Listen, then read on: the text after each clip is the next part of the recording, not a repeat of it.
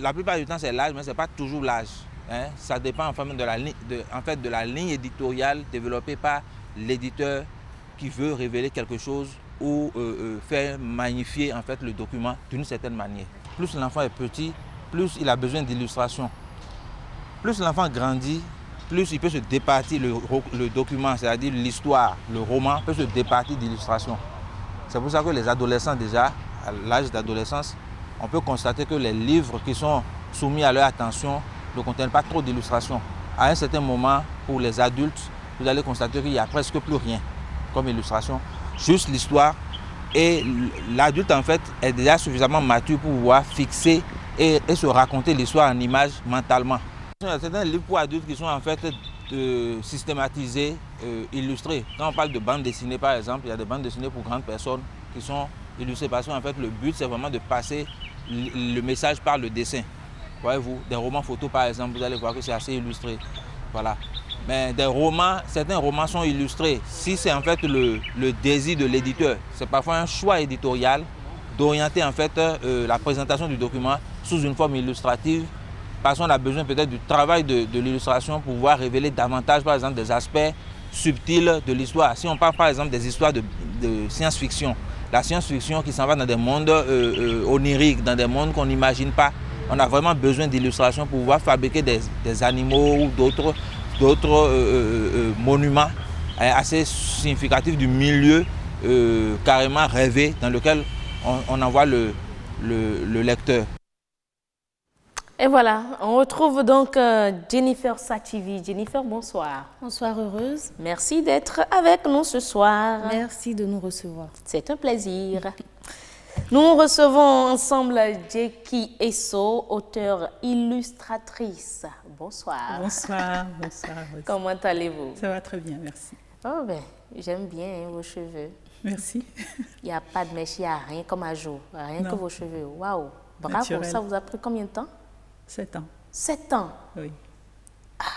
C'est la patience, hein? Affaire de patience. Merci. Tout ça, c'est la culture. Hein? Et puis surtout entretenir. Entretenir. Et encore qu'elle dit hein, dans les coulisses que ça n'a même pas besoin de beaucoup de choses. Hein. Ce n'est pas ce que nous avons sur la tête là. Pas hein. du tout. Franchement, merci beaucoup. Merci pour la valorisation de la culture. Et on parle des livres et leurs illustrations pour mieux faire passer son message. C'est ça, la littérature, quand on prend les romans et d'autres genres de livres, oui. On se rend compte que ce n'est pas toujours illustré. Donc, qu'est-ce que l'illustration vient faire? Quelle est la valeur ajoutée? C'est de ça que nous allons parler avec Jackie Esso. Bonsoir. Bonsoir. Bonsoir, Jennifer. Bonsoir. Ma première question pour vous, c'est qu'est-ce que l'illustration apporte déjà dans le livre? L'illustration est un langage. L'illustration en elle-même. Il faut savoir que c'est le premier langage, puisque c'est grâce à ça que nous savons, par exemple, ce que nos ancêtres faisaient. S'ils avaient écrit dans une langue, on n'aurait jamais su comment on va déchiffrer. Oui. Ce que nous parlons aujourd'hui, peut-être dans 100 ans, 500, 1000 ans, ça n'existera plus. Mais les images resteront toujours. Oui. Donc l'illustration a commencé dans les grottes, sur les fresques. Et c'est comme ça qu'on sait que bon, ils chassaient le zébu, le bison, je n'en sais rien, qu'ils utilisaient tel et tel type d'instrument, parce qu'ils nous ont laissé ce langage-là, qui existe toujours d'ailleurs avec les bas-reliefs d'Abomey, par exemple. Donc l'illustration, j'ai envie de dire, c'est le premier langage, avant l'écriture. Okay. Mais le premier langage avant l'écriture. Et oui, et c'est un langage universel par excellence, puisque avec un dessin, une image, on peut parler à quelqu'un de n'importe quelle langue. Alors que si on emploie des mots, il faudra un interprète, un traducteur, mais avec l'image déjà, dès qu'on montre, bon, même si la personne parle chinois, il va déjà comprendre ce que la personne est en train de faire. D'accord, donc c'est pour mieux faire passer le message qu'en fait on illustre dans les livres. Oui, c'est pour ça aussi que bon, les livres, par exemple, pour enfants, sont énormément illustrés, puisque les enfants ne lisent pas encore. Et ils ont un peu de mal, donc ils comprennent déjà une histoire avec les images. Il y a même des livres pour enfants qui n'ont pas du tout de texte, qui sont entièrement illustrés. D'accord. Mais pour le faire, quels sont les paramètres dont vous tenez compte? Parce que toutes les images ne peuvent pas être adressées aux enfants et vice-versa aux adultes. Bien sûr. Alors, effectivement, il y a des livres illustrés pour adultes. Ça, c'est clair. Il y a des illustrés pour tous les âges.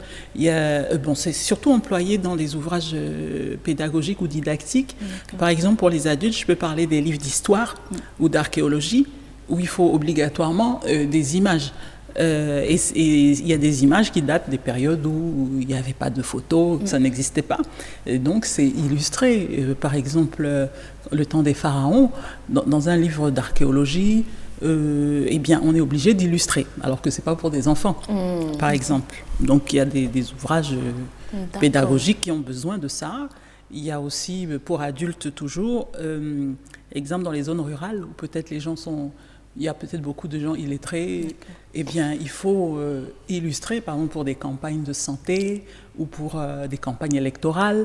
Il y a aussi des candidats qui peuvent avoir des images pour expliquer à leurs supporters, bon, voilà, si vous voyez ceci, c'est pour moi que vous votez. Par exemple, tel logo. Voilà, donc les images, ce n'est pas que pour les enfants, c'est pour tout le monde. Moi, je me demande, est-ce qu'il peut arriver que l'illustration casse... l'appétit de lire un livre, par exemple. Prenons peut-être un roman, l'exemple des romans qui sont rien qu'écrits. Est-ce que mettre une image dedans, illustrer ça ne va pas casser le charme? Peut-être, je ne pense pas. Après, c'est le choix, oui. Le choix de l'image peut être malheureux et rater son but. D'accord. Donc, il faut savoir choisir les images aussi. Ah oui, absolument. Il faut savoir les choisir, il faut savoir de quoi on veut parler et est-ce que ça va atteindre sa cible, etc. Et c'est vrai que, bon, vous parlez d'un livre de lecture, il y a des gens qui n'aiment pas les illustrations non plus. Hein. Ils lisent et puis c'est tout. Des fois, quand ils voient des illustrations, ils se disent, bon, ça, c'est pas un livre sérieux. C'est pour enfants. Oui. Ok, donc en même temps, c'est lié au goût. Ça dépend du goût. Bien sûr, et c'est pour ça que tous les styles de livres existent et c'est très bien. Mais est-ce que tout type de livre a besoin d'illustration? Non, pas nécessairement. Quand vous lisez un roman, par exemple, je ne sais pas, je peux citer des auteurs, Florent Kouaouzouti, Daté, Barnabé. Bon, les histoires qu'ils racontent n'ont pas forcément besoin d'illustration. Ça dépend. Même je peux citer un roman comme Harry Potter, il n'y a pas d'illustration dedans. Après, ça a été décliné en film, etc. Mais au départ, c'était un livre de lecture uniquement. Tout simplement. D'accord, mais est-ce que tout le monde peut jouer ce rôle-là? N'importe quel illustrateur peut-il illustrer dans les livres? N'importe quel illustrateur, oui. Après, les gens ont des spécialités. C'est-à-dire qu'il y a des gens, par exemple, qui sont spécialisés dans les dessins d'animaux, qui dessinent très bien les animaux. Peut-être ils auront du mal pour des humains, ou peut-être ils auront du mal à dessiner des voitures. Les gens ont vraiment leur spécialité. C'est comme en musique. Il y a des gens qui font du jazz, il y en a qui font du zouk, il y en a qui font du traditionnel. Si vous lui demandez d'aller chanter dans un autre style, il aura du mal, et pourtant il est très bon dans ce qu'il fait. C'est la même chose. Il y a voilà, dans l'illustration, il y a des spécialités. Quelle aussi. est votre spécialité? Les êtres humains? Ma spécialité, c'est les humains. Et j'avoue que je dessine mal les animaux, par exemple. Mais je peux le faire, je m'applique. Quelques livres illustrés réalisés par vous-même. Oui. Très joli. Bon, ceci, par exemple, c'est un livre de coloriage qui parle de la culture, de l'écriture à Adinkra. Ouvrez son intérieur pour que le réalisateur puisse voir. Oui, donc à Adinkra, c'est le peuple Akan qui se trouve au Ghana et en Côte d'Ivoire. Et donc, c'est pour ça qu'à la couverture, il y a plusieurs types d'architecture. Mais ici, on parle, voilà, Adinkra, c'est un langage. Donc, il y a par exemple, ça, ce sont des motifs qu'on voit souvent sur des pagnes ou sur des bâtiments, mais ça a vraiment une signification. C'est un langage. Donc, c'est ce qu'on explique dans ce livre. Et donc, c'est un livre de coloriage pour petits et grands, en fait. Les grands vont voir les explications. Ça signifie ceci, et les petits vont colorier tout simplement. Ils vont y aller avec leur imagination. Oui, ils vont colorier. Pour eux, c'est un message, c'est pas trop leur problème. Mais voilà, donc c'est un livre pour toute la famille. Je vois. Voilà, les grands apprennent. Ça, c'est l'architecture Akan. Bon. Oui. Ah, je vais vous montrer une image que vous connaissez, forcément, que tous les Béninois connaissent. Elle est où? Elle est là. Ah oui, la Jaltroué. Effectivement. Et alors ça en adinkra, ça s'appelle koson koson, et ça signifie unité, responsabilité, fraternité et coopération. Effectivement. Voilà. Mais est-ce qu'il faut Et suivre une c'est formation? stylisé comme ça. Vous avez peut-être déjà vu ce motif. Moi, par exemple, j'ai un pagne avec ça. Oui, il y a des Et tissus. c'est la stylisation de ceci en langage adinkra. D'accord. Voilà, Voilà. donc c'est vraiment un livre en fait pédagogique. D'accord, donc j'ai envie de vous demander s'il faut suivre une formation pour ça ou est-ce Voilà. que c'est naturel, c'est juste créatif comme ça? Alors, il faut suivre une formation. Il y a des gens qui ont le don naturel. Je peux dire que je suis née avec, parce que je dessinais avant de savoir écrire ou lire, avant d'aller à l'école. Mais je suis allée dans une école, parce qu'il faut bien apprendre des techniques. On peut se travailler tout seul, on peut être autodidacte, mais c'est quand même bien d'apprendre comment utiliser un pinceau, il faut apprendre l'anatomie, parce que l'autodidaxie a des limites. Effectivement. Après, il faut savoir, un être humain, il est formé comment. On apprend tout ça à l'école, on apprend la perspective pour faire un paysage cohérent, qui ne soit pas tordu. On apprend la géométrie dans l'espace, on apprend plusieurs disciplines quand même dans une école. Donc il faut se former en tout. Moi, j'aime souvent donner l'exemple de grands musiciens comme Michael Jackson ou James Brown. On les regarde, on est émerveillés, mais c'est des gens qui travaillaient 8 heures par jour, leur voix. C'est des gens qui travaillent leur voix 8 heures par jour. Donc, c'est pas comme ça. Voilà. Donc, on a l'impression qu'au-delà de vouloir faire captiver l'image, il y a autre chose derrière. On a l'impression que c'est pour stimuler la créativité des enfants. Si je dois parler, par exemple, du coloriage, ou est-ce qu'il y a un message à faire passer dans ces ouvrages? Oui, déjà, il y a 2 enfants à la couverture. Et c'est des personnages qui reviennent à chaque page un peu en haut, parce qu'en fait, c'est eux qui racontent. Et donc, c'est un garçon et une fille, pour que tous les enfants... Un peu, voilà, il passe à cette caméra.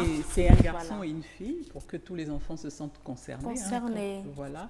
Donc, oui, il faut trouver ce type de choses pour intéresser le jeune public. Il faut qu'il puisse se reconnaître, qu'il puisse s'identifier, et qu'il puisse se dire, tiens, c'est moi, ça me ressemble, ça me parle. Et moi, le livre que j'ai ici, c'est une bande dessinée. Oui. Et j'ai lu, c'est intéressant, mais je me demande, est-ce que les bandes dessinées sont toujours d'actualité? J'ai lu, c'était ma passion, mais avec le temps... Les bandes dessinées sont toujours d'actualité et elles le seront toujours. Les bandes dessinées ne passeront jamais. Vous voyez, aujourd'hui, par exemple, il y a les Marvel au cinéma et tout ça, mais ce sont des bandes dessinées au départ. Et c'est pas nouveau, ça date des années 40, 50. Et pourtant, c'est toujours totalement d'actualité. Après, il y a des bandes dessinées comme ça, par exemple, sur des personnages qui sont actuels. Donc, c'est une biographie en bande dessinée. La bande dessinée est toujours actuelle. Ouvrez, on verra comment vous l'avez illustré. peut-être. Oui, parce que, par exemple, dans le cas de Samuel Eto'o, il voulait raconter son parcours en images au jeune public. D'accord. Puisque... il a des fans qui sont jeunes et moins jeunes, mais il s'est dit, s'il écrit un livre sur sa vie, est-ce que le jeune public va lire, alors que surtout avec cette jeunesse qui n'aime pas trop lire. Voilà, la jeunesse Android. Donc, il s'est dit que si les jeunes voient des images, ça va plus les intéresser. Voilà, et donc l'histoire commence quand lui-même a 12 ans. Ça fait que, ça intéresse les enfants. Déjà, la multiplicité de la couleur et tout attire déjà les enfants. Oui, déjà, en couleur. Si vous faites bien d'en parler, parce que vous parliez de l'actualité de la BD. Eh bien, il y a des BD adultes, par exemple, qui sont en noir et blanc. Oui, en noir et blanc, effectivement. Qui ne sont pas en couleur du tout. Et c'est vrai qu'une BD en noir et blanc, ce n'est pas destiné aux enfants, ça c'est sûr. Mais là aussi, les adultes peuvent se retrouver dans ça aussi. Bien entendu. Alors ça, c'est une BD qui a été vraiment très très bien vendue. Mais c'est beaucoup d'adultes qui achetaient en réalité. Pour eux-mêmes, je veux dire, pas pour leurs enfants. Non, c'était pour eux-mêmes. C'est comme ça. D'accord. Merci beaucoup. Merci à vous. Jackie Esso, auteure, illustratrice, et Jennifer, merci de nous avoir fait voyager à travers les livres à illustration. C'était très intéressant. Franchement, très très coloré. Merci pour le travail que vous faites. Merci d'avoir accepté notre invitation et merci, heureuse de nous avoir reçus.